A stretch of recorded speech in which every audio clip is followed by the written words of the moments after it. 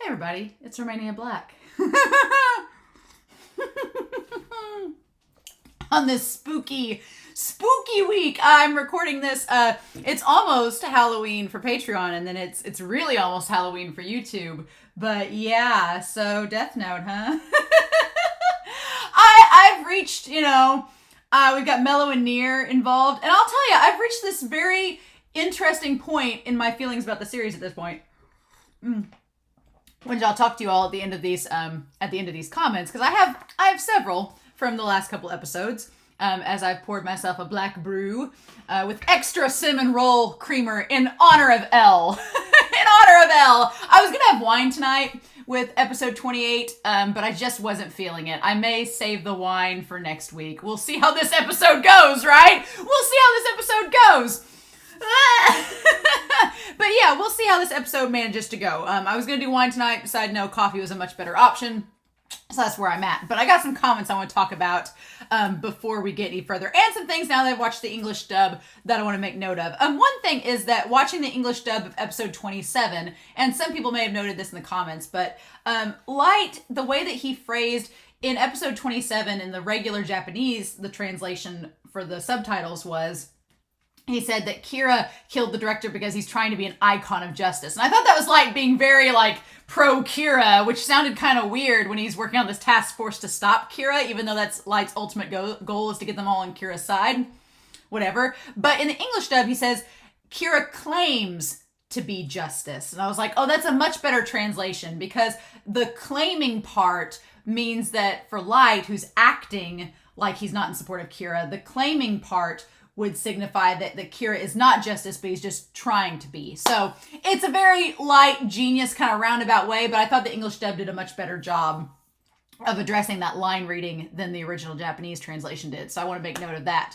Anastasia talked about how there is, in episode 24, a mistranslation about the whole possessing a human in the Death Note rules. And that it might just mean that a Shinigami is attached to a human, not possessing them. So Ryuk following Light around, he's not really possessing Light, he's just following him around. And so I'm glad, Anastasia, that you pointed that out. That was really good to note. Everyone in the Discord... Everyone, I'm very happy on the Patreon Discord because I'm, as you all have come to realize in the last several episodes, I was kind of Team L, and several people in the Discord was like, no, it's fine. If Light gets to kill L, and we have to suffer, Light has to suffer post L's death. And I'm like, yes, absolutely. I'll be honest, Light is such an engaging, charismatic character that I love watching him on screen, but do I root for him? No!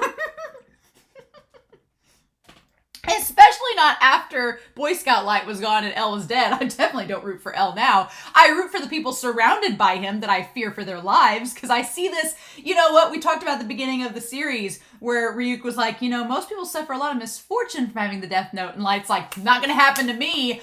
Light may not suffer any misfortune, but everyone around him, that might be a different story. And we're starting to see the effects of that, where it's L suffering, and now Sayu's been kidnapped, her life's being threatened.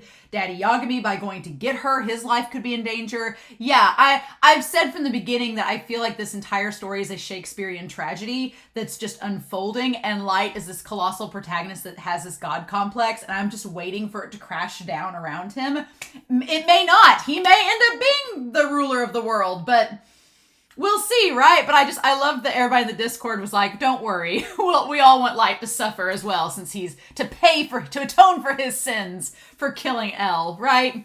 We'll talk about it later. Also, I'm sure people have commented on it at this point, but I realized rewatching the English dub, Mello eats the chocolate bar in the most offensive way possible. He just bites. I didn't say anything during the reaction or even think about it at the time because I'm allergic to chocolate, so I don't ever eat chocolate. So I never think about it. But then rewatching the English dub, I was just sitting there looking, going, he's not even breaking it off into chunks. He's just eating the whole dang thing. It's like somebody eating a tomato raw. It's like, it seems chaotic, which that's kind of Mellow to a T. He's chaos and emotion, right? It's interesting, but it's kind of like L a little bit, because L was licking the donut in the weird way. So maybe there's a little bit of L in there too. I don't know. In episode 25, it also hit me rewatching, because I've gone back, to be honest, and I've rewatched episodes 24 and 25 several times because those are two of my favorite episodes so far. But in episode 25, Misa is in the maid outfit. It's like she's doing Light's bidding. Like she's just walking around doing his bidding. And her in the maid outfit. It adds another layer to that character, right? And then in episode 27, there's an air about human conflict and how Elle and Light could have worked together, which is kind of being mirrored to how Near and Mello could work together. We talked last episode about all the Venn diagram of how Mello and Near and Elle and Light are all similar and dissimilar, but it's kind of like, Near seems kind of like Elle, but he's on this path of sheer logic, and Mello kind of seems more like Light in a sense because he's used to being in control. He wants to be in control of his own fate. That's the thing. Near seems kind of like Elle in the fact that they kind of understand there's an order to the world and a logical system that takes place, and we have to help keep that system functioning. Kind of like with the gears that Elle saw before he died. We have to keep the cog moving. The machine has to keep going, right? Otherwise we don't advance. And so Near seems very similar to Light, whereas Mello, him leaving the institution, he was like, no, I can't be here anymore. I want to be in control of my own life. I don't want it dictated for me. That seems kind of more like Light, where Light wants to be in control of his fate and, well, everything else, but but mainly his fate. So yeah, I thought that parallel was interesting, rewatching episode 27. So going to some comments that some people had, I had some dude talking about that when Light crossed the roof in episode 25, he was Light. When he came back, he was Ite. He'd lost Elle. It's like, yikes, indeed. Thea Martin talked about the watch that Light was given in episode 24. They used with killing Higuchi, and that the watch was a gift from his father. It was an Omega R Speedmaster Professional watch that is noted for being famous because it was the first watch worn on the moon. And Light, the kanji in Light's name is Suki, which means moon. And I thought that was really cool. I also want to make quick side note, that we've been kind of joking in the Discord that at this point, I'm fairly certain that there is no possible way. After episode 26, I was like, there's no possible way you can tell me that Light is heterosexual. No. May not realize it, but he's not. And so we were talking just about someone in the Discord was saying how they cannot picture Light as being someone that is the top of the relationship. They are the receiving end. And so there was the comment about the watch being an Omega, and I was like, well, we're not going to go there. I'm just going to bring it up, but yeah. And then Ridley Almanson talked about how maybe in episode 24, the idea of Shinigamis and humans, that the Death Note means that someone has to use... It was that rule in episode 24 where it talks about dropping the notebook and that it needs to be used. And so Ridley was saying that it might be the case that someone has to use the Death Note if it's dropped in the world of humans, or a Shinigami needs to take it back. Or if a human's not using it, then they need to die. And I was like, well, that's kind of weird, because that sort of ties in with the rule that Light had Ryuk make up that was like, you have to use it so many days or you die. So that's fascinating. Interesting indeed.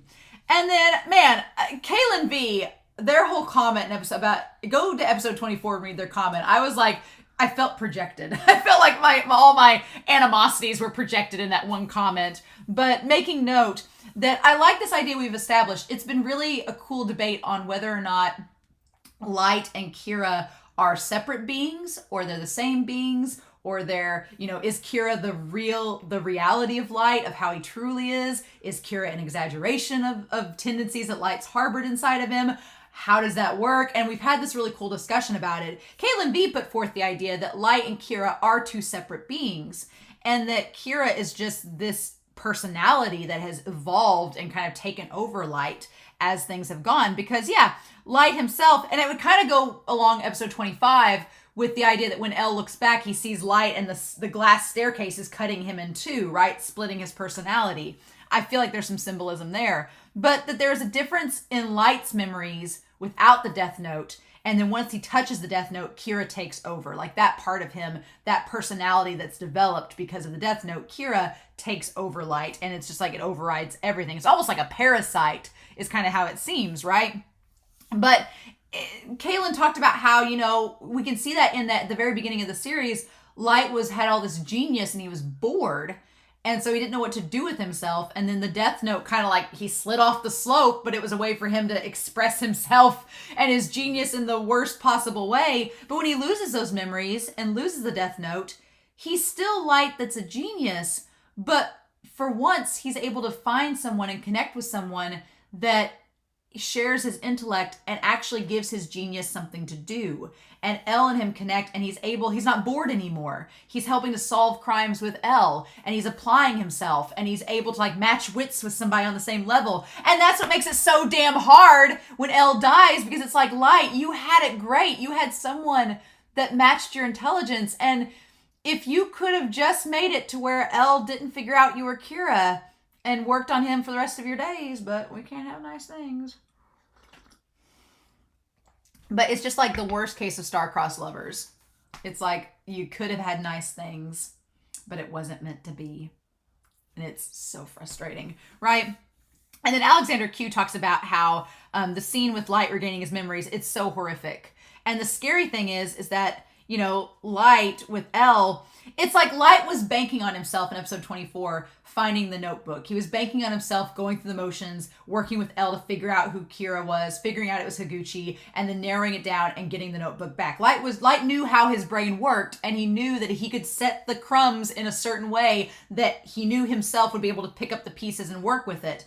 But what Kira Light didn't count on is that during that experience where he didn't have the notebook, Light was caring for Elle. He was motivating Elle. He was getting him out of his slump. He's like, don't worry, Elle. We won't be... People on the Discord were sharing like scenes for the manga where he's like, don't worry, Elle. We won't be alone. And I was like, he's like, you don't have to be alone as long as I'm here. I'll die with you. And I'm like, it's just the most tragic, heartbreaking thing. Because yeah, Boy Scout Light was ready to do or die with Elle to figure out who Kira was and cared about him and was motivating him, and now Elle's gone. And that was all, you know, was that... And I feel like Elle on the rooftop in episode 25 was like, well, was that real? Was that really you? Or was that another lie? Have you ever told the truth since the moment you were born? That episode 25, I've rewatched it so many times. It sticks out to me so many times. It's just, But what I was going to say is that at this point, since Elle is no longer with us, I like Mello and Nier. They're a fun batch of chaos, right? But here's my thing. I'm holding no expectations. Do I want them to like make Light's life a living hell? Yes. Do I think that Light is still going to find a way to outsmart Mello and Nier and kill both of them? Probably. Probably at this point. Why would we be surprised? But I think that the point of the story is like, Light, you done goofed. You shouldn't have killed Elle. And now that you have, things are going to get a lot messier. And I'm excited. I feel like me not being connected with Mello or Nier is like, well, if they die, they die. But you know, if they take Light down with them, we'll see. But I'm in that bitter after morning phase where you're just like grumpy. That's kind of where I'm at but yeah, I like Mello and Nier. I think they're very intriguing. I'm curious to see how Light's going to handle them because like I said in the last reaction, they give no qualms at all towards Light's agenda. They don't care. They don't care about the task force. None of that matters. So I've talked for nearly 15 minutes. We're gonna go ahead and start episode 28. But yeah, here we go. Let's see how Daddy Yagami and Light handle rescuing Sayu. I'm a bit nervous. I ramble when I'm nervous sometimes. But we're gonna start episode 28 of Death Note and just see what happens. We're gonna do that here in 3, 2, 1, and let's go.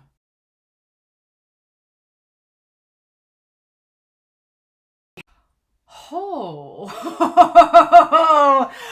interesting plot developments here. This show is doing some very intriguing things with Light and with Mello and Nier and how we portray them. So this is interesting. So okay. There's a part of me that was like, I'm really glad. We've reached the point where I'm glad Light didn't kill his sister in a panic. Right? I'm glad that that he didn't go to that route. But it says something to Light, and I think that Light is so frustrated by the end of this because he's realized something about himself, that he is not a god. In fact, he is human. And he, like human, has attachments, and he's realizing just what those attachments mean. So, So I'm gonna put Light here. Could put Light over here. We're gonna talk about Light. There are a few things that Light does in this series, in this episode, that I'm really happy about, and there's some things that I'm like, okay. But then we're gonna put Near next here. We're gonna put Near here as well. All right, and then we're gonna put Mello over here. Old Mello here, who's pretty ruthless in this episode.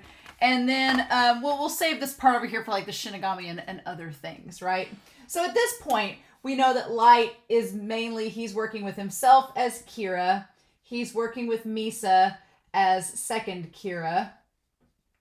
I would put Ryuk on here, but Ryuk doesn't care. Ryuk is like such an observer. Ryuk's like, I ain't helping out at all. I'm just here for the ride.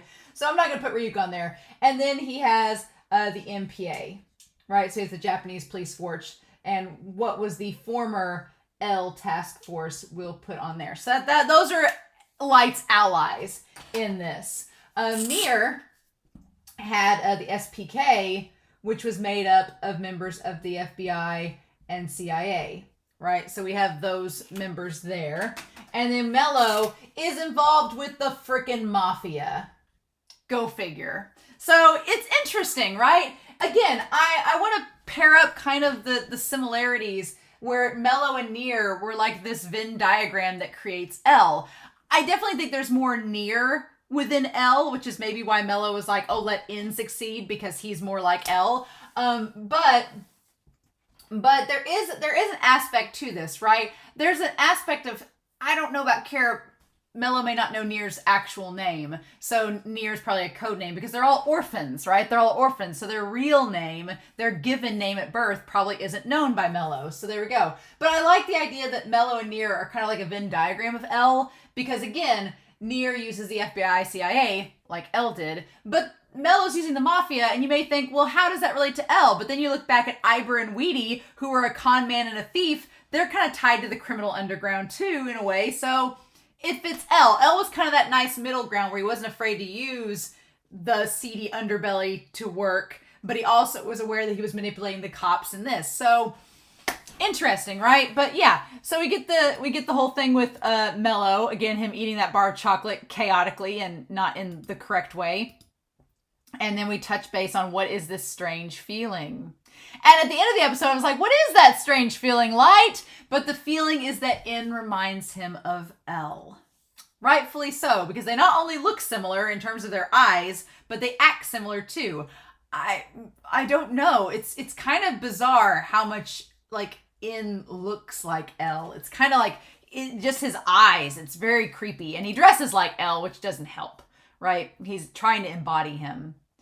And he's like, he's similar to L, except he's like a little kid. Which, one thing I was saying in the reaction is I do appreciate that the English dub found a voice actor or actress. I can't tell if it's a man or woman voicing in, but it makes their voice sound a lot like the Japanese. It sounds like a little kid, right? Even though we know that Near is not a little child that we know of. It's kind of hard because we never knew how old L was, so we don't really know how old N is, right? We know that Mello is probably in his early 20s at this point, or he's 20 years old, but that's all we know. But yeah, like N's eyes and everything, he doesn't have the bags under his eyes like L yet, but he looks very similar, and he's doing the whole thing with his hair. And Light is just like, it's like a ghost talking to him on the other end of the line. He's like, okay, well, this person sounds like L, but I know it's not L because I killed him. So Light, I don't know if he subconsciously feels not a connection, nothing like that, but feels more trusting of N because he seems like L, because he gets the L vibe. N passes the vibe check, basically, is what we're saying. And yeah, I do not ship Near and Light at all. No. Absolutely not. But I feel like maybe Light trusts in a little bit because he senses that L, which is saying something if that's the case, because if he's trusting Near more because he's like L, it's like, what do we even do with that? Right? So Near says, we're not relying upon L anymore. We don't need you. We'll find the notebook and everything ourselves. He's like, we've got more priority over L. He's like, but the murder of the director of the MPA is an unforgivable crime. So it's showing that In's like, it's not right that person was killed, and we want to bring justice to that, but we're not working under you all. You all are no longer controlling us. That's the point. He's like, I think there is a possibility that this case could lead to the arrest of Kira. Yes. Yes, I think you're right, because it's going to expose Light a little bit more and a little bit more, right? So I'll lend you my full support. And I love that Light is like, who does he think he is? Lead to the arrest of Kira? What? Light has gotten a pretty big ego about him because the last 6 years, they've not needed any help. He's been able to do things all on his own. So at first, Light does not need help.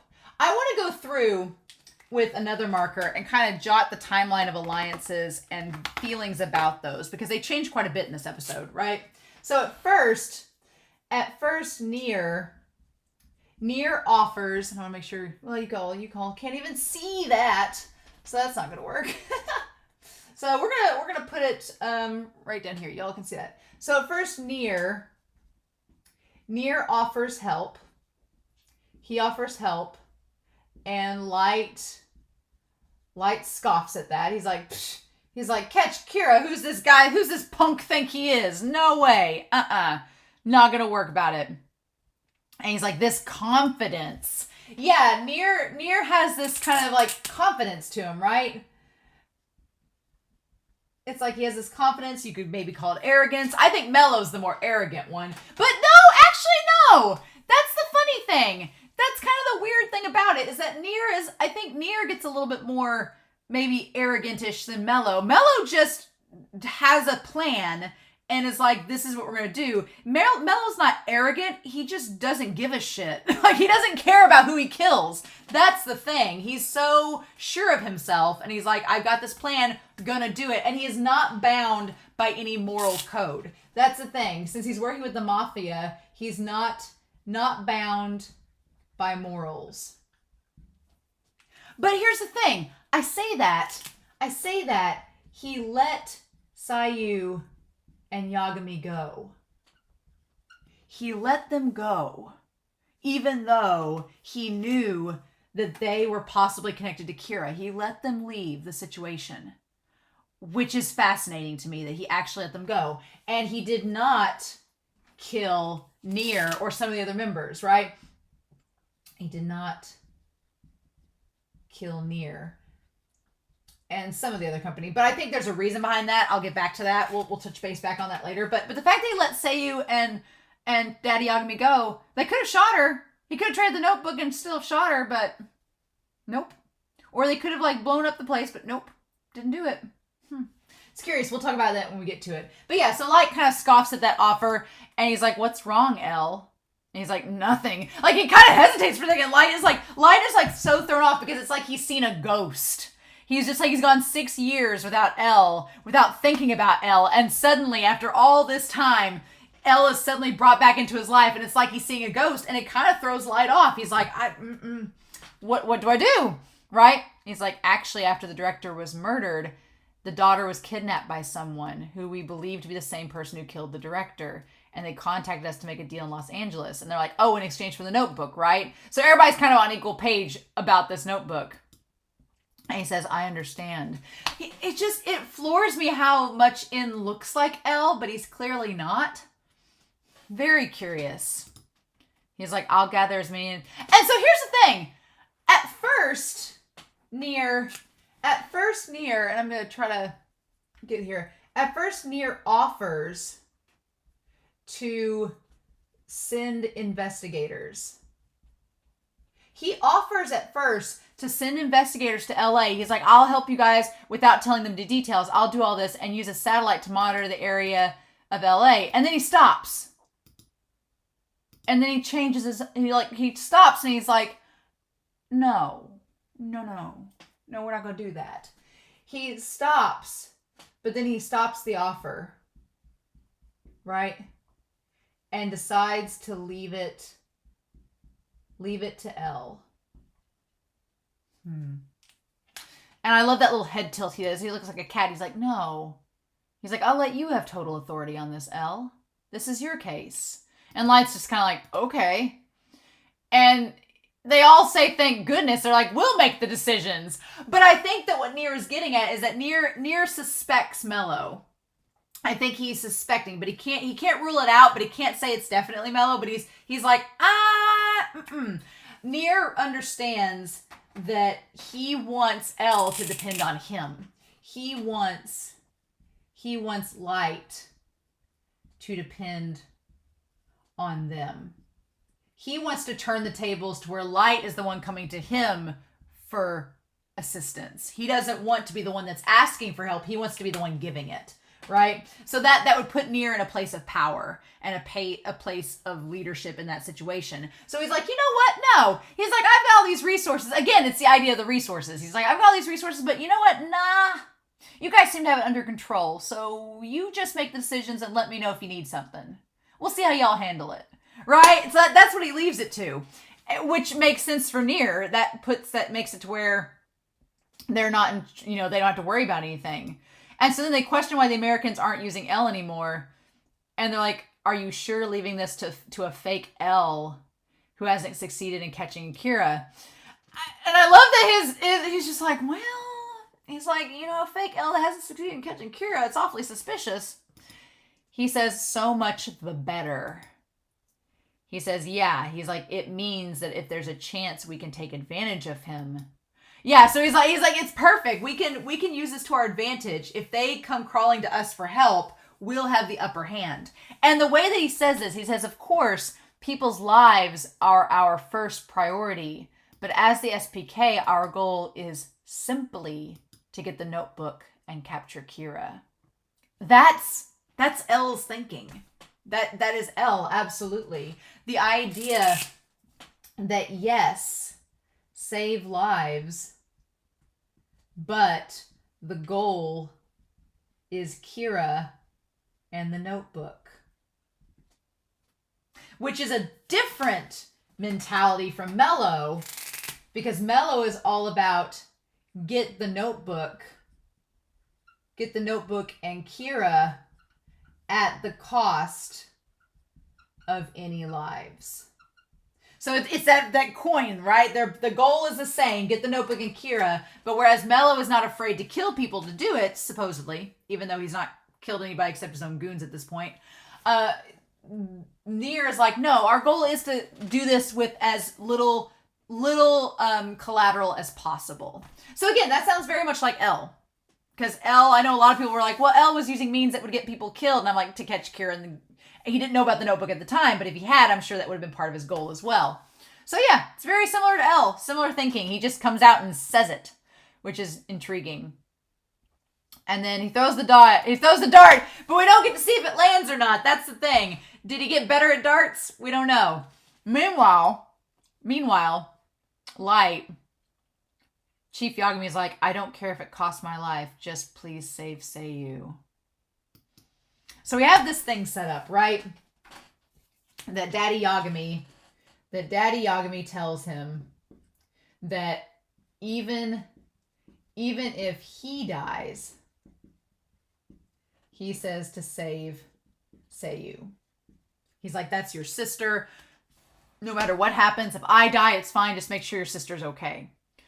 And of course, Light's like, well, don't say things like that. He's like, no. He's like, you might be satisfied with that. But do you know how painful it'd be for everyone you'd leave behind? And again, that there's a bit of that there, that Light understands the pain that is felt when someone you care about is no longer there. He understands that pain. And so he says that, Light argues.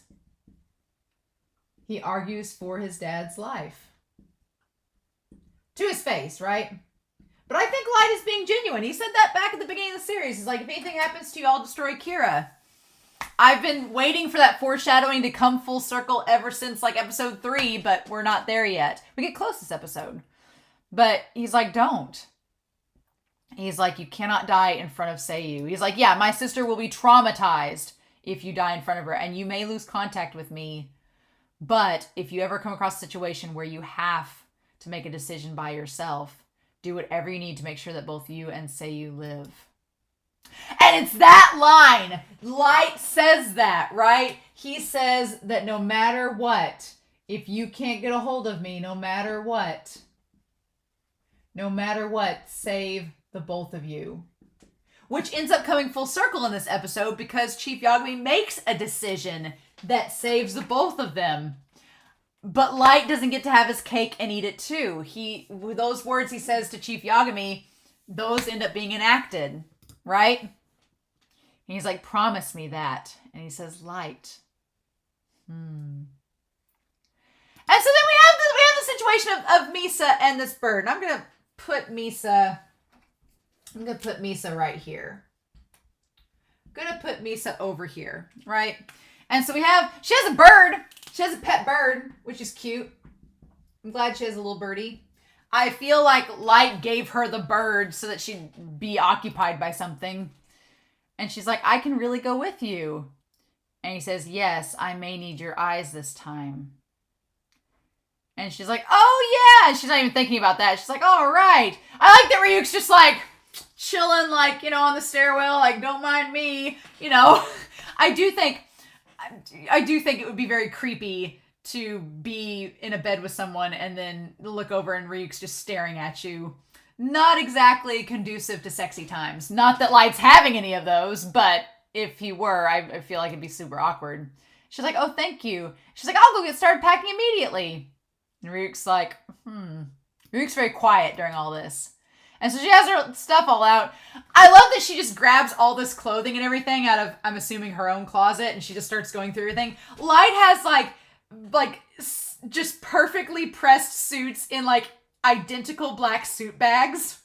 I joked in the reaction, but it just looks like it's all so pristine and perfect. Light's it's like very it's like very Norman Bateman. It's very Jason Bates from American Psycho or yeah, basically. But then he goes to the bathroom and she's like going through all her stuff and loading it. I'm a little disturbed by the fact there's a mirror right beside their bed, but okay, does Light, when he gets up in the middle of the night and is about to kill somebody with a notebook, does he have to look in the mirror like he did in the last episode? Or did she just bring the mirror out to the bed so she could check everything? Who knows? It is Misa. She has a model. She probably has to model her clothing in front of the mirror. And she's like, Light, which one do you like? And so he's gone to the bathroom. And then we have Light in front of the mirror. I want to make note. Want to make a quick note of everything. It's not an Attack on Titan spoiler specifically, but Tatakai. That's all I'm gonna say. I was like, hi Aaron, how's it going? There you go. And he says, if things get bad, I'll have to kill Sayu. So I was like, why? So Light contemplates. He contemplates killing Sayu if things get bad. I'm guessing he's thinking the same thing that he thought with the director, being like, well, if they get my dad cornered and he's about to make a deal with the notebook, if I kill my sister Sayu, then he won't have the urge to do the deal anymore. So, but that's so scary, right? Because Light's considering the prospect that he may have to kill his sister to keep the notebook from being taken. Like the fact that crosses his mind and he's thinking about it and seriously considering it, right? But then from there, we find out that he says it out loud and Misa hears him. And she's like, oh. So, in that moment, Misa, she hears Light's possible plan. All right. She hears the possibility that Light may be considering killing his sister, which is terrifying, right? So then we cut to them going to LA, but Misa, she's good at putting on an act too. I love that we have Light with the black shirt and his khakis and his blazer, his stereotypical basic look. And then Misa, she has the red pants and the black shirt. Even though this is supposed to take place in the timeline in 2012, that outfit is very 2008, which is when this series was coming out, just saying. And so they all split up. So they all are going to take different planes to LA just in case. And Aizawa, bless his heart, he shaved the fro. He's like, he'll follow my father and ride in the same plane with him. And he says to be in his disguise, I'll cut my hair. I was like, Aizawa cutting his hair. It's so sad. It's like, oh. And so then, yeah, they all make this trek on the plane. Here's the thing. The one thing is that Misa putting her head on his shoulders, right? Doing the head on Light's shoulders on the plane. It's so damn tragic because, again, Light is not, he's just using Misa for the eyes. I mean, everything he's done for her, saying that he'll love her, getting her this bird, having her live with him, it's all because he wants to keep her under his thumb and use her as second Kira. And the sad thing is that even throughout all of that, even when she sees that Light is forced with the possibility of a hard decision, she still loves him. Like her putting her head on his shoulder, like taking that one moment to like have this moment with him. It's really tragic. It's really sad, right? That she still cares about him even after all this. And we get like the sun coming up over LA. We get Daddy Yagami. They're making the trip. They're not to LA yet though, right? He's like in there with the briefcase with the notebook. And Aizawa's like following close behind him. And then the guy comes up really fast. This guy saying, Mr. Yagami. And he's like, you're going to take flight SE333 and I have your ticket. And this guy kind of looks like Iber, right? But he's just one of the mafia guys. And he decides to fly with him. So now they're at Narita. Okay, so they're still in Japan, I'm pretty sure. They're taking a flight. They're doing a connecting flight. And so Aizawa's freaking out. And Light tells him to calm down. He's like, no. He's like, you panicking could throw this whole mission in jeopardy. Yeah, because they haven't even left yet. Or they haven't even left yet, right? Or they're still in the process. They're not at LA yet either. He's like, it won't do any good if you arrest him now. Right? Just don't lose sight of him. And then Aizawa's like, they're getting on a plane. And it's an 18 hour and 5-minute flight. That is terrifying that you're on a plane with this person you don't know for 18 hours with a death note and your daughter's life in jeopardy. That is terrifying. Nope. And then Aizawa's like about to freak out and Light's like, no, you're going to blow everything if you freak out. Just, do you know where the plane's going? And he's like, yeah, Los Angeles. And he's like, they even have a plane. He's like, why? How? This is bad. And so, yeah, Light, what's interesting in this episode is that this episode shows that Light is not infallible. There is a possibility that he can be outsmarted. And that's kind of the scary thing, is that Light can lose control of the situation, especially if his family is involved. And that's the scary thing, right? Is that Light does not anticipate. He does not realize that civilians can be used.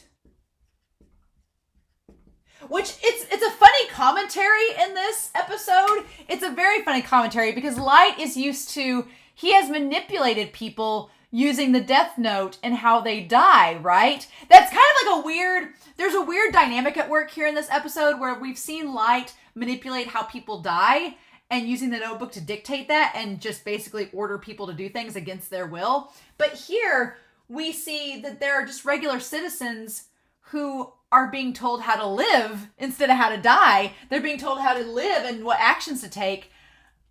And it's by a force, right? That's not themselves. It's, Mello and them have made it to where these guys are going to do what they say. So I feel like there's a commentary there, and it's interesting, but it's stuff that's beyond Light's control.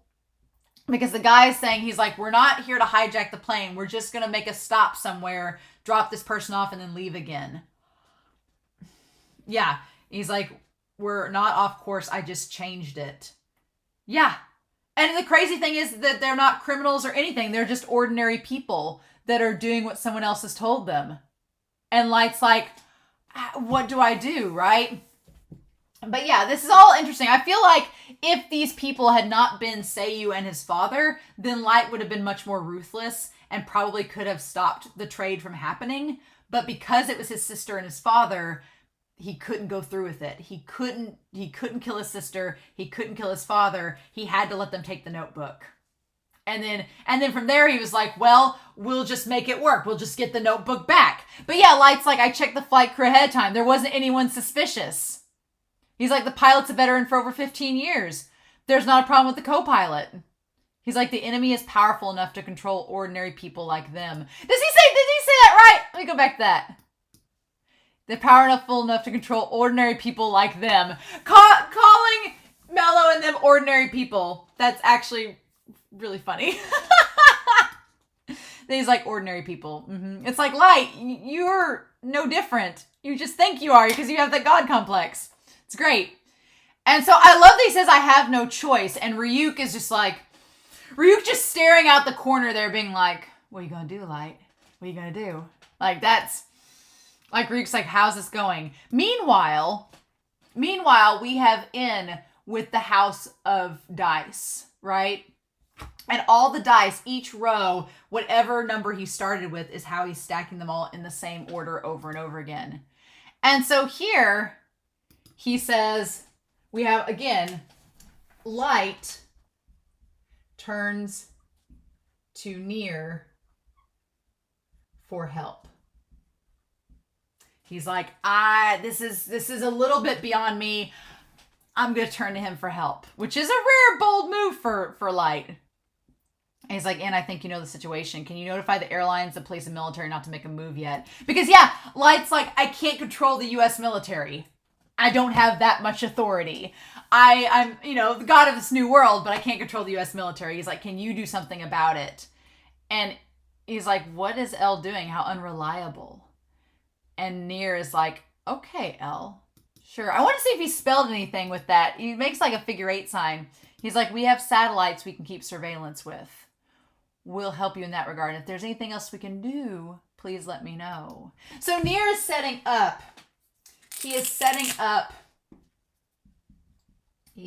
up this relationship where he's like, I'll scratch your back if you scratch mine, right? Near's just like, hey, let's just help one another, right? We both are after the same goal, correct?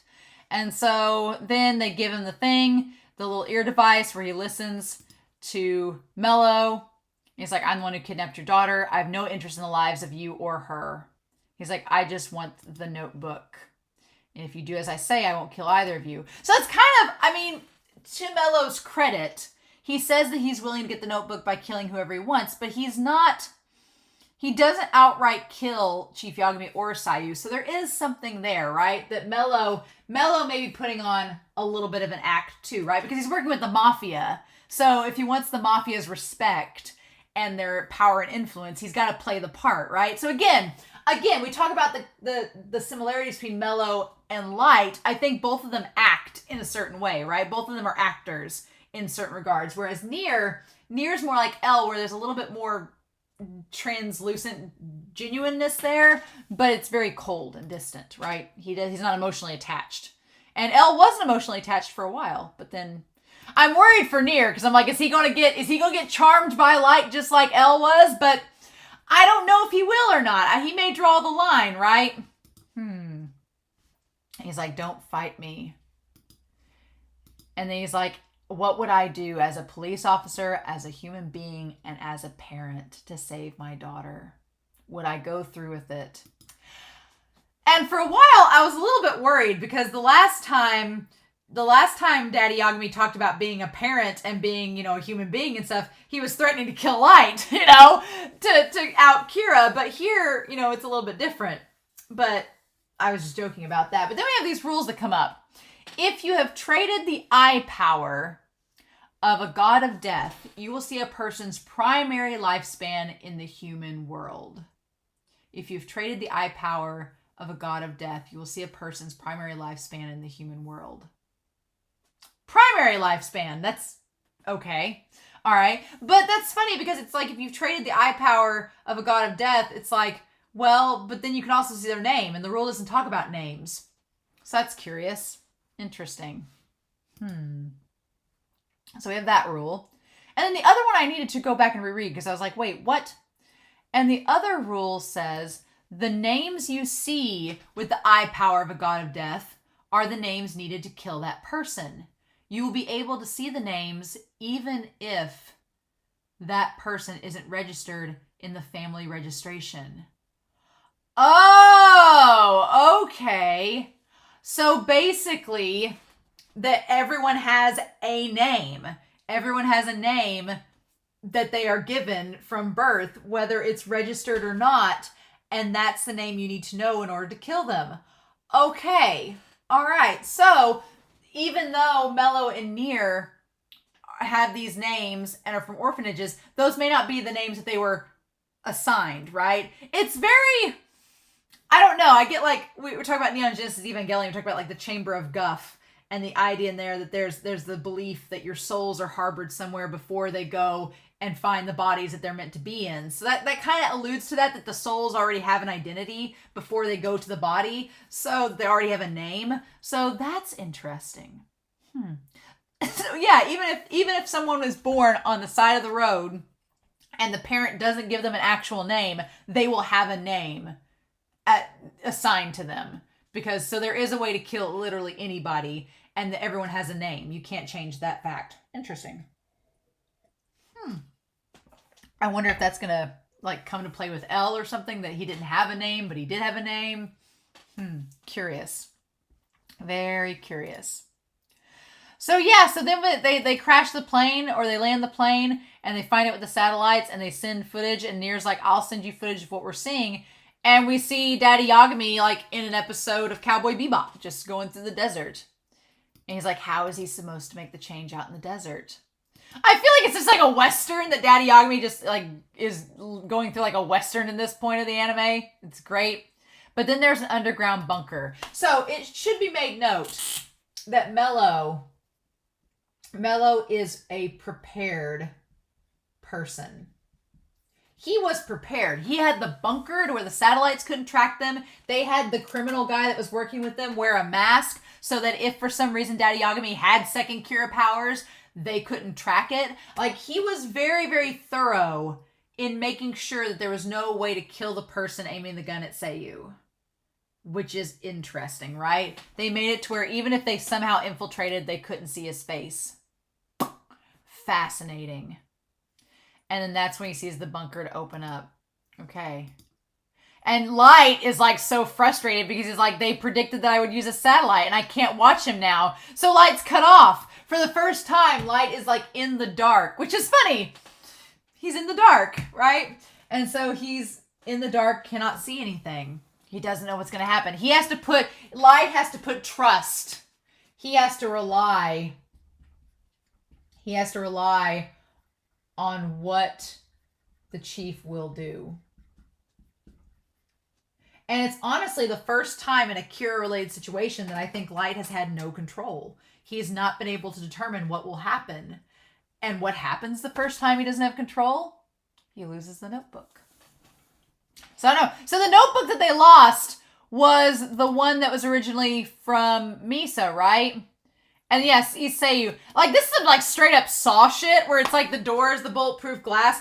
I thought when the guy fired the gun, I saw the holes, and I thought I didn't quite see the turnstile, right? I didn't see the turnstile. And for a second, I thought that the gun was going through the hole in the glass and was either shooting Sayu or Daddy Yagami. That's what I thought when I originally watched this episode. I thought one of them was dead. But nope. It's bulletproof glass. He's like, so you get it. You're going to put the notebook over there. We're going to turn the turnstile. And he's like, a syndicate used this a few years ago. So now we have it. And he's like, you're going to put the notebook there, turn it, and get your daughter back. Oh my God. And poor Sayu, no matter what happens, she is clearly traumatized from all this, right? Oh. He's like, slide the notebook through here. And then I'll release the handle. And that'll be how your daughter gets out. And he's like, and then you guys will be able to leave. But if you don't go through with the trade, then I'm going to shoot your daughter right here. So it's kind of one of those scenarios. And at this point, Light could have killed her. He could have killed her. But then in the same token, killing her would have been a bad idea because then Chief Yagami is out in the middle of the desert where they're nowhere near him. He would have been a sitting duck. So it's like, there's really nothing Light can do about it at that point. Even if he kills Sayu, his dad's out in the middle of the desert. I'm sure that Light was planning on them being in the city where there was a distraction or people around or a way for them to use surveillance or for them to monitor it. But Mello came prepared. He was ready to go. And he's like, or do you think it's all right to let the notebook fall into the hands of someone you don't know? And it's creepy, but Nier almost seems kind of like enjoying this. Nier seems like he's almost curious what Light will do. Because he's like, what will you do? Are you going to like try to take on this head on without knowing anything? Or are you going to let the notebook just go? How are we going to do this? And so then why 462, which is like the name of a prisoner? Interesting. And he had the earbud too, just like Daddy Yagami does. And so they opened up the notebook and he slid it in. And Light's like, I'm being set back even further. Yeah, Mello is problematic. Yeah, because Mello doesn't care. He doesn't follow by any rules. He's not bound by any moral code. That's kind of Light, I think, was able to get so far with L and take advantage of the situation so much because L was being bound by the police rules, by the task force, and by his own moral code. Mello just does not care. He's like, I'm just doing whatever I can to get the notebook and be as ruthless as I can. He's like, I've just arrived in LA and I'm not in any situation to give orders to police or agencies around the world as L. So yeah, so they are in LA. Okay, I was wondering if they had gotten there so far. But he's like, at this rate, the notebook's going to be taken. Mm-hmm. And Misa, she's like looking on there. She's like, Light, what's wrong? She's just asking him a question, right? She's like, are you all right? She's like, you're pale. And he said, just shut up and do it as I say. Okay. So, yeah. I'm just not even going to write anything for that point yet. Light is angry. And Misa's just like, okay. And he's like, I want you to take more care than usual in killing the criminals in Japan. Okay. So, Light tells Misa to be even more careful than she normally is, right? And Misa's like, okay. She's like, he's investigating Kira. You know something bad will happen if the punishing gets delayed, don't you? And she's like, yeah, he's investigating Kira. Like, let me go back to what he said there. He said he's investigating Kira, meaning Nier. Nier is investigating Kira. And you know something bad will happen if the punishing gets delayed, don't you? So she's writing in the notebook. Okay, so she's writing in the notebook at the same... So he's having her... Okay. So he is having... I was trying to think what that line meant, but it makes sense now. He was having Misa kill in Japan while they're gone. Because they don't want themselves to be suspicious. So he's having Misa still kill people in Japan while they're there in LA so that because he's like, Nier and them are still tracking Kira. We can't let ourselves, be known. We can't look suspicious and stand out. We got to keep doing things. And she's like, okay. Misa's like, that's fine, but can you tell me who's he? Who are you talking about? And he says, just do as I say. And she's like, oh. And then Ryuk's like, you're just taking out your anger on her. When Ryuk has to call you out, that's like the first time in this entire series that Ryuk has called Light out. He's like, hey, not called for. Like, I love that Ryuk is like standing up for Misa in this moment. He's like, whoa, she's just trying to help, dude. You're just taking out your anger on her. You need to act a little bit better around her. But Light takes out his anger. He takes out his anger on Misa. And even Ryuk notices. Even Ryuk's like, whoa, chill. But Misa, her looking at him, and she sees him do the thing with the watch. Okay, so Misa saw the watch trick. Okay, so Misa noticed the watch. That something was up with it. She did not necessarily see the pen or the paper, but she saw him do something with the watch, right? Misa in this episode is very interesting because she watches Light and she knows that he was thinking about killing Sayu and she watches him with the watch. So Misa she's more observant than we give her credit for, right? But she still is trying to help Light despite it all, and he's just so frustrated. He's like, I can still make it. At this rate, is my only option to kill Sayu? No, the answer is no. It is not your only option. As he finds out, there are more options. It's just what consequence can you live with? He's like, and then the guy's like, I'm going to test out the notebook. And then Daddy Yagami's like, you're going to kill someone? And he's like, well, yes, of course.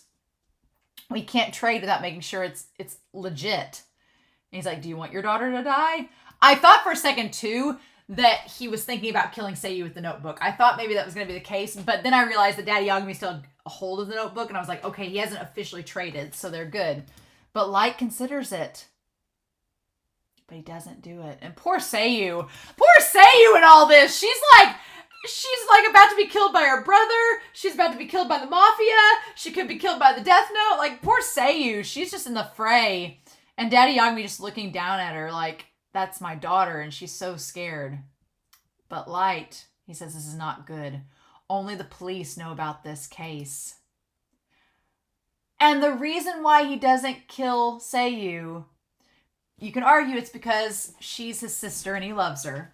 You can argue that too. But he also says, I can't blame Sayu's death on Kira. I don't have an alibi. That's what's stopping him from doing it. He realizes, he finally gets control of his emotions long enough to realize, if I kill Sayu using the Death Note and my dad sees it, the only way I'd have to prevent that from happening is if I kill him too. But then what do we do, right? He's like, I'd have to kill my dad to cover it up, because otherwise my dad's going to see that Sayu got killed by the Death Note, and he's going to question, how did that happen? Because then it narrows it down to the only ones that could have killed Sayu are Light, Aizawa, Mogi, Matsuda, and Daddy Yagami. And then we'd know. So Mello really played this out to where, yeah, if Sayu gets killed, then that confirms that someone on the police force is Kira, and that will confirm who it is, right? So Light literally has no choice. Now, you could argue with me and say that Light also didn't want to kill his sister because it's his sister, and I think it's both. I honestly think that, one, he logically realized as Kira he can't kill Sayu or he'll out himself. That's off the table. But I also think that Light is now realizing when you have attachments like to your family, that complicates things. And suddenly now it's not just random people he's killing, it's tied to his family. So yeah, it adds another layer to the dynamic, right? So the one guy gets killed, and they kind of joke, they're like, oh, that guy Miller was useless, and now he's finally found more use. It's the first time he's ever been useful. And then, yeah, Mello's like, Again, he has the same chocolate bars, they look like Hershey chocolate bars, and he eats them wrong. It's just, ugh. And he's like, it seems the notebook is real. So let it go. We'll exchange it for your daughter. And Chief Yagami gives it away. He hands over the notebook. And then he comes out with Sayu. And Light's like, Sayu, my dad. And Ryuk's like, oh, look, they've been saved. Ryuk's like, oh, thank goodness. You know, isn't that great?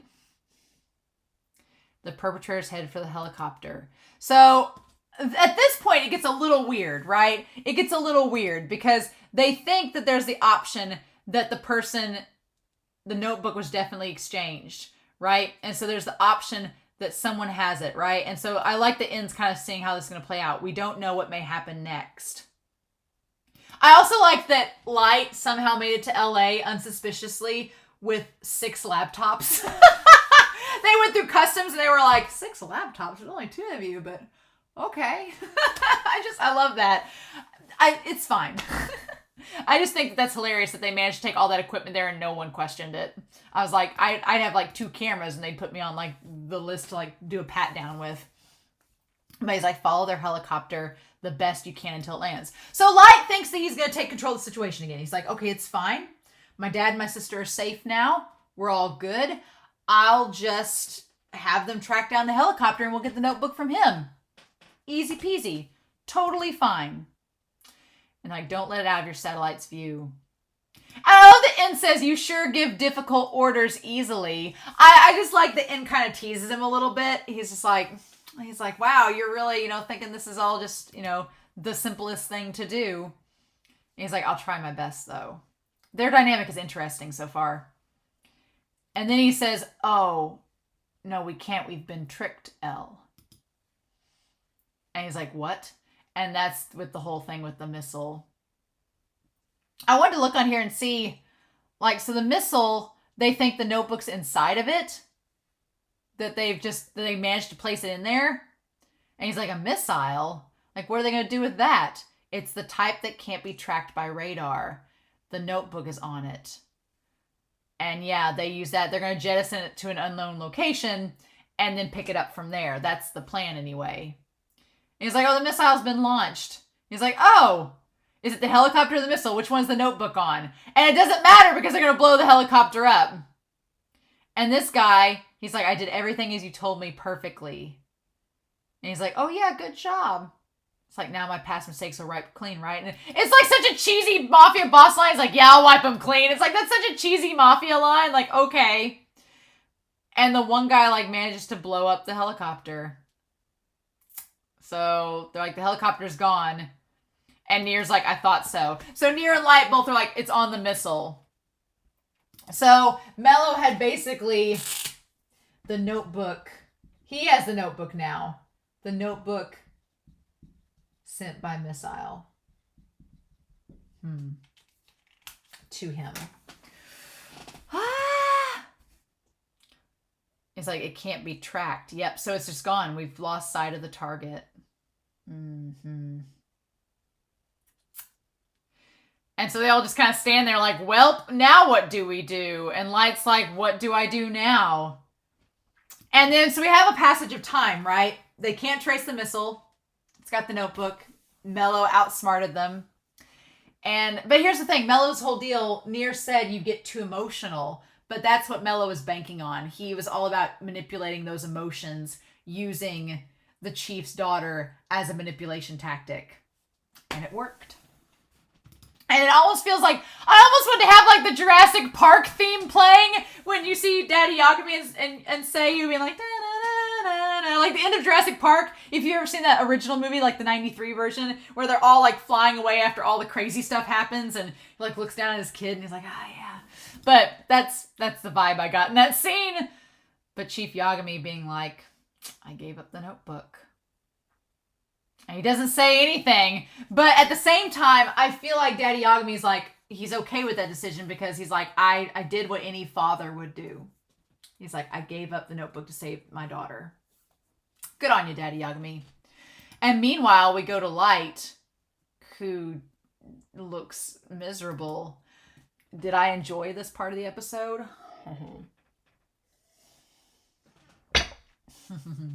Wahaha! Serves you right. Now you know how it feels. Whatever that means.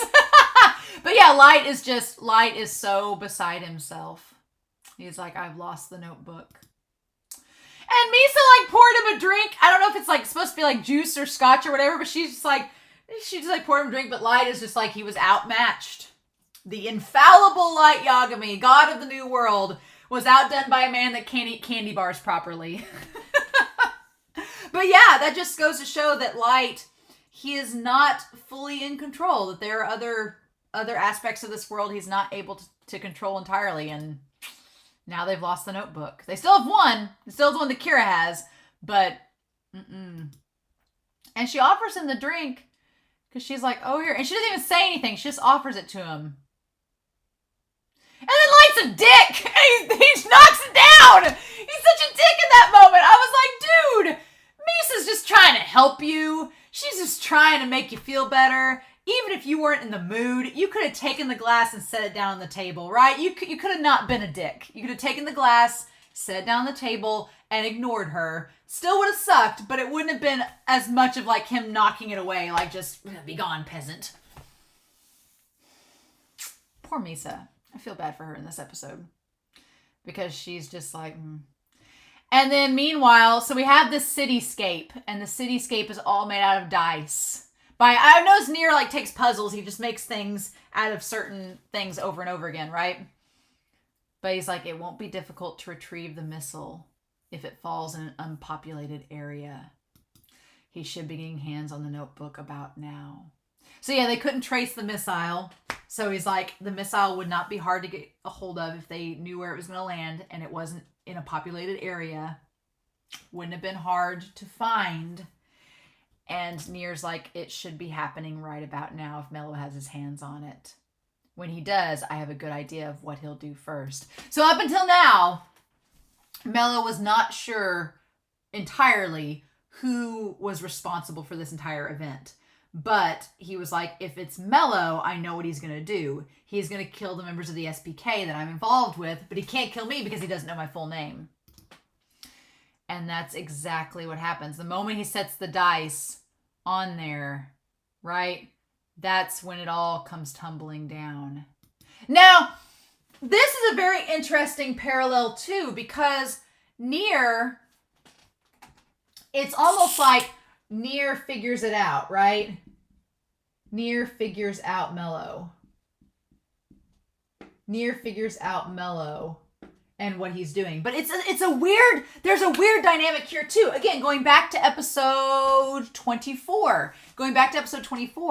When L was making the tower, he was making the tower of creamers, right? Kind of like what Nier is doing. But he was making the tower of creamers, and he's about to put the top one on there.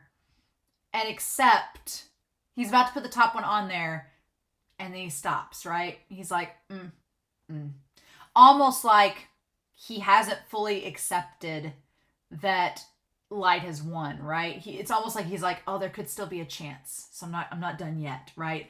Nier, conversely, puts the dice on top of there, knowing that they've lost to Mello, and now Mello has it, and saying, well, if Mello is in fact Kira, then this is still going to happen and everything's going to tumble down, which it does. The funny thing is that Nier figures it out. Nier solves the case. He solves the puzzle, collapsing everything.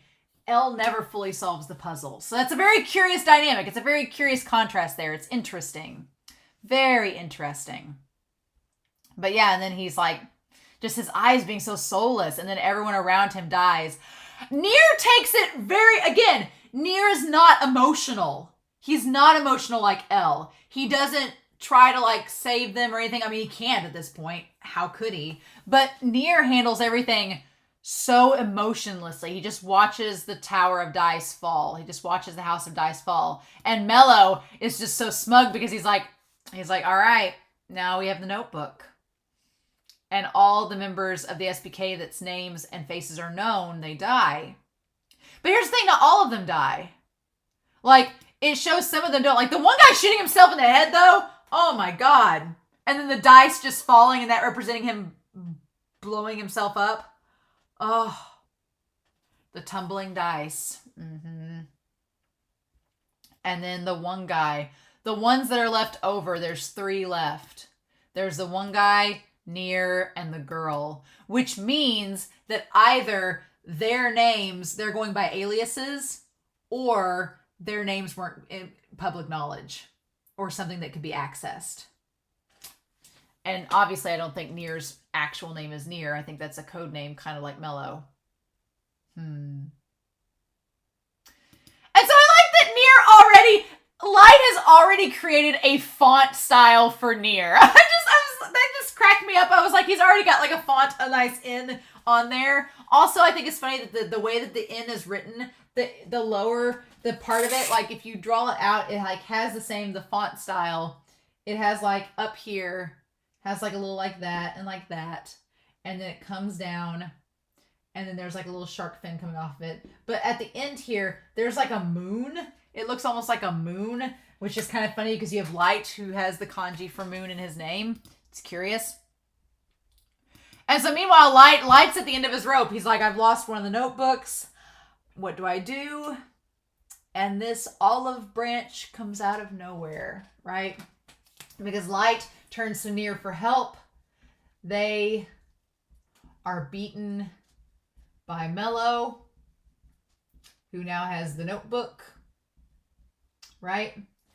And so meanwhile, Light is depressed. And then Nier, so Mello kills, we're going to tie this over here. Mello kills Nier's agency.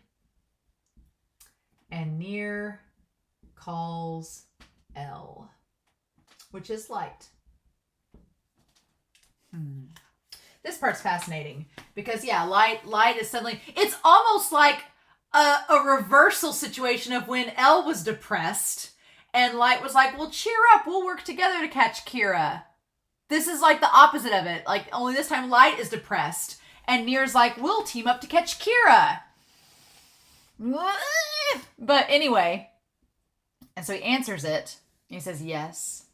He says, they got us. Got you. He says, yes. Most of the members of the SPK have been killed. And then Light's like, oh. He says, you helplessly handed over the notebook. Are you saying that if you were in command, that you wouldn't have turned it over? So there's an interesting thing here, because N's calling him out. He's like, you turned over the notebook because you had no other choice, right? And Light's kind of like, he throws it back at him. He's like, well, what about you? Would you have turned it over? And N's like, no, with that kind of preparation, it would have been taken either way. He's like, we both were bested. He's like, I couldn't have done anything to have prevented the notebook from being taken, and neither could you. We both were bested.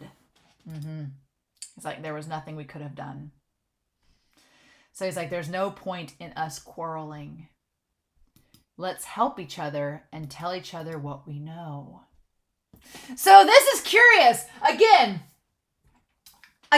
we can't forget in all of this that N is suspicious that someone in the police force is feeding information to Kira.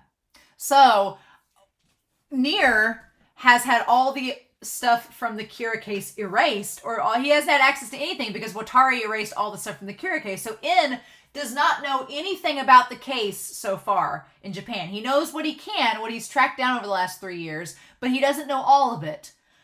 But he's like, you're L's successor, so you know everything, right? How about we work together? How about we work together to get Mello? How about we work together? I'm going to erase this. And share what we know. We both were bested. We're licking our wounds. How about we work together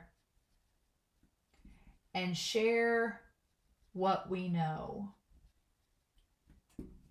Again, he who acts first wins, according to L. Nier is in a place of power in this situation. I'm going to talk about Light in this too. It ends in a place of power because he's like, well, why don't we tell each other what we know? I'll share you all my knowledge about Mello and all this, and you share me your knowledge about Kira and the case, and we'll work together. But Nier has the most to gain from this because he already knows that someone in the task force or the police force is leaking information to Kira. So this is only going to help Nier get closer to tracking Kira. But Light doesn't know everything that N knows, right? So it's going to be interesting what they share. He says, I may have some idea of who the culprit might be. And that gets Light's attention because Light has no clue. Light at this point is like hit a brick wall. So like any help is going to be helpful to Light. So Nier's like, I can help you find out. I know some things. There's a person who goes by the name Mello who's behind this. Like he just throws Mello's name out there. And he's like, Mello? And he's like, yes, I don't have his photograph and I don't know his real name. But he does have his photograph. He does have the photo and he might know his real name. So he's already lied to, he's lied to Light. He's at least lied about the photograph. He has it. So that's curious that Nier is lying to Light, right? And we, the audience, know that. So that is already curious. Like, he's lying to Light. And it's like, will Light be able to figure it out? And I don't know his real name. I only know that until 4 years ago, he was at an orphanage called Whammy's House in Winchester, England. And Light's like, Whammy's House? Like, he's like, that's the institution that Watari established. He's like, I think Mello is playing a game with me to see who can catch the last boss, Kira, the fastest. The last boss. The fact that they call Light Kira the last boss. I love it. So yeah, so In is playing a very dangerous game, right? Because Light is insanely intelligent. So I wouldn't put it past Light to put 2 and 2 together and think, okay, well, the Whammy House, that's how they would know about Elle's death maybe, but how you all knew about Elle's death, so how do you all find out? So In's playing a dangerous game because in signing up to work with Light, we saw how that went for Elle. Elle thought he had Light all figured out as Kira and tried to crack the code, and we saw how that ended for Elle. I'm a little worried for Nier that he's going to meet the same fate, but I don't know. In seems like he's kind of has the advantage at the moment. And then we cut to the Shinigami world. So I'm like, okay, so Nier and Light are going to team up and share what they know to try track down Mello. And here's the thing. He's trying to beat Nier to Kira.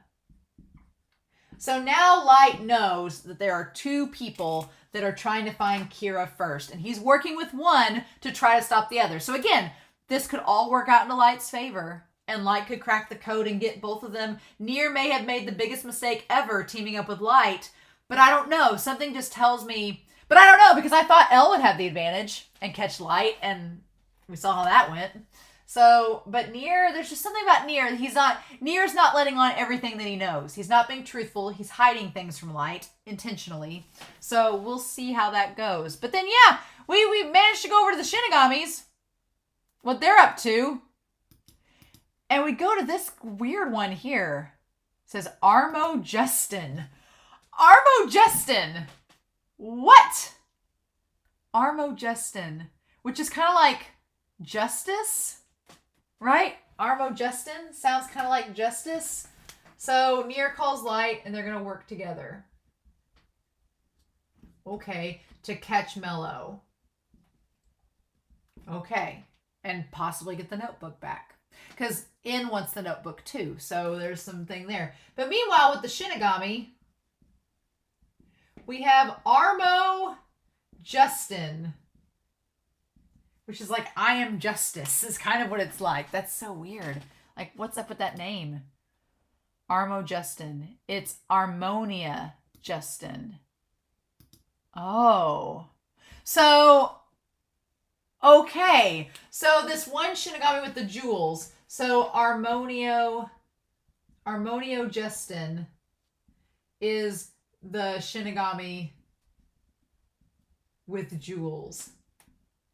Justin is just such a weird name. It sounds like a person's name. Again, very weird. And this Shinigami here looks like a husk of corn that's like been opened up and it looks scary. It looks like a 90s horror film that you'd find like in a VHS shop. He says, I went to the old man, the king, to report that I lost my notebook. Okay, so the Shinigami king. But when I described what it looked like, but all the notebooks look the same. So what? But yeah, so... he went, so this other Shinigami, who is not Armonia Justin, this Shinigami lost its notebook, told the king, he said that Ryuk said it was his, and that he dropped it and took it. Ah. And he's like, what should I do in this case? In this case, you've got to get it back from Ryuk. Huh, I thought so. Oh my god. So I have to go to the human world, huh?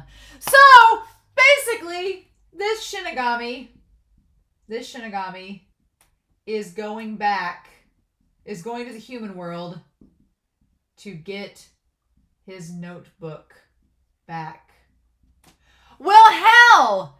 This could work out in Light's favor, kind of, but not really, because here's the thing. Okay, so he says he's going to go back to Shinigami world and get it. Okay, all right. He says, yeah, it seems like you have to go. Now, is this guy the Shinigami king? He's sitting on a throne, but they said the old man. That makes me think that this guy's not the king.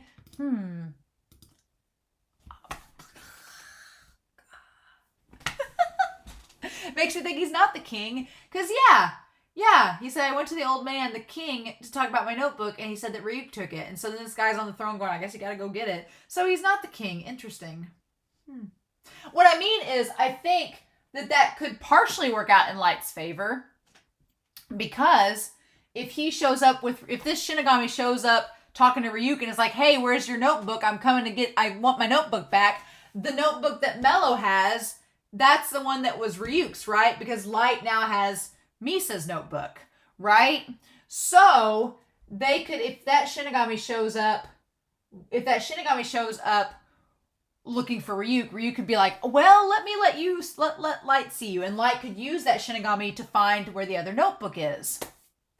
Maybe. But then the problem with that is that if the Shinigami finds the notebook that Mello has, he's going to want to take it back with him. So what do we do there? I don't know. But this is so interesting because now we have a Shinigami looking for Ryuk's notebook. Light and Nier are looking for Ryuk's notebook. Mello has Ryuk's notebook. Misa still has her notebook that was given to her by Rim. And thank goodness, Chief Yagami and Sayu are alive and well. Thank goodness. I was really worried about that.